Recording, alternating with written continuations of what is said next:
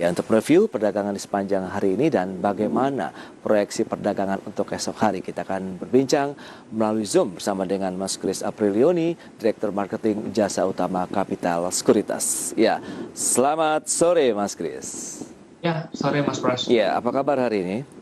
Baik. Ya, terima kasih juga atas waktu yang disempatkan. Kita akan langsung saja mereview ini dari pergerakan IHSG, perlawanan yang terjadi hari ini. Begitulah, kemarin di awal pekan juga sempat terkena aksi jual. Anda melihat potensinya ataupun proyeksinya masih akan melanjutkan penguatan dari IHSG di sepanjang pekan ini? Ya, kalau kita lihat IHSG sepanjangan pekan kemungkinan besar akan cenderung turun ya. Kalau dilihat secara short term trendnya ini mulai masuk ke area downtrend karena kemarin di tanggal 1 tidak membuat new high waktu dia naik dan kembali turun di tanggal 2-nya bikin new low. Gitu. Oke. Nah, hari ini IHSG terlihat ada peningkatan, tetapi ini terlihat IHSG jelas sedang berada pada area resistance 6561 ya. Dan kita lihat kalau resistance ini nggak bisa ditembus, maka chance untuk IHSG kembali turun ke area 6485 justru di akhir minggu ini cenderung terbuka lebar ya Mas. Oke, range tadi akan bergerak kemana? Apakah kembali lagi ke level 6.600-an kembali untuk indeks kita?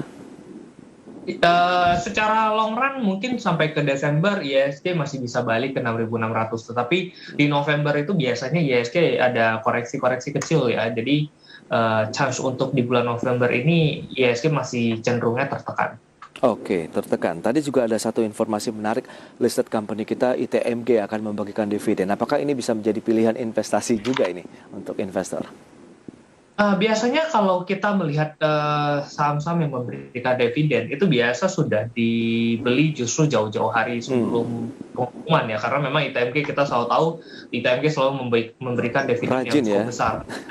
Ya, memang di area 11.000 itu benar-benar area sweet spot untuk membeli, dan kalau kita lihat sekarang dengan area 22.000 dengan pembagian dividen 1.000 berarti yield hampir 5%. Dan dengan tren yang mulai menurun ya, kita biasa melihat biasanya sell on news itu bisa terjadi jelang pembagian dividennya. Jadi menurut saya untuk ITMG masih kurang menarik ya kalau sekarang untuk sekarang.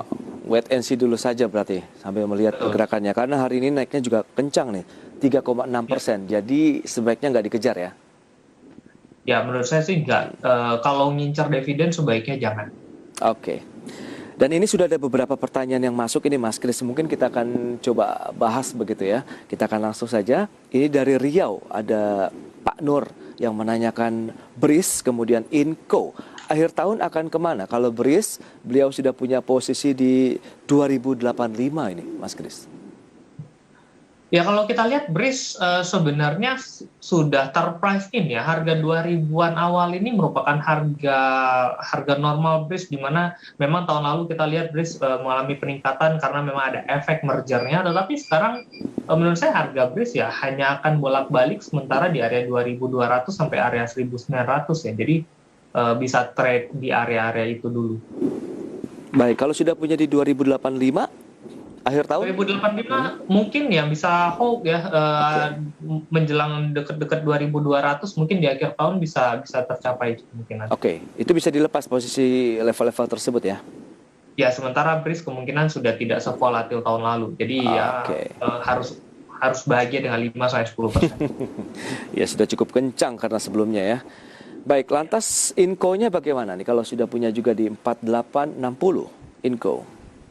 INCO juga cenderung sama ya. Kalau kita lihat harga nikel cenderung dijaga di bawah area 20.000, sehingga memang untuk INCO ya kita harus melihat secara long run. Kalau long run bet pada energi terbarukan atau mobil listrik ya kemungkinan besar nikel akan menjadi primadona ke depannya. Tetapi kalau sampai akhir tahun ya kemungkinan masih akan cenderung dijaga pada area level 4.600 sampai area 5.000 ya. Cenderung di area-area itu aja. Oke, berarti range-nya 46 sampai 49 ya? Ya, 46 sampai 49 atau 5.000. Oke, di hold saja 4860-nya. 4860 hold, nanti kalau menyentuh area 4.600 mungkin bisa opsi average ya, karena udah terlalu dekat, kalau dijual juga sayang. Oke. Itu dia untuk Bapak Nur di Indragiri Hilir, Riau ya. Semoga bisa menjawab pertanyaan Anda. Pilihan investasi juga kami serahkan kepada Anda. Dan kali ini kita ke Malang, ada Pak Victor, selamat sore, juga menanyakan SMBR, kemudian BBKP. SMBR-nya untuk minggu depan ini, kalau sudah punya di 725, masih bisa di hold atau bagaimana? Ya kalau kita lihat dari track kinerja semen-semen harusnya di tahun ini cukup menarik ya. Ditambah juga harga batu bara juga diberikan harga DMO untuk penjualan kepada pabrik-pabrik semen, seharusnya ini jadi nilai positif untuk operasional cost-nya semen jadi lebih kecil, lebih bisa terjaga gitu. Dan kalau kita lihat ya SMBR masih cukup menarik, perhatikan area support 695, selama berada di atas 695 maka harusnya bisa kembali mengatas area 830 ya. Oke, jadi 725-nya masih bisa di hold ya? 725 hold. Oke, itu minggu depan pergerakannya, Mas Kris? Minggu depan ya mungkin ngetes area 780 ya, area resistance terdekat di 780, perhatikan kalau bisa break maka akan lebih mudah ke 830. Baik, itu dia, 780 yang perlu dicermati di sepanjang pekan depan untuk SMBR, Pak Victor. BBKP-nya 422, closing hari ini 426, bagaimana minggu depan? BBKP kalau kita lihat ada double bottom ya di area 412. Jadi selama berada di area 412, BBKP masih cukup menarik dengan potensi upside masih cukup besar ya, masih berada di area 442, area resistance terdekat.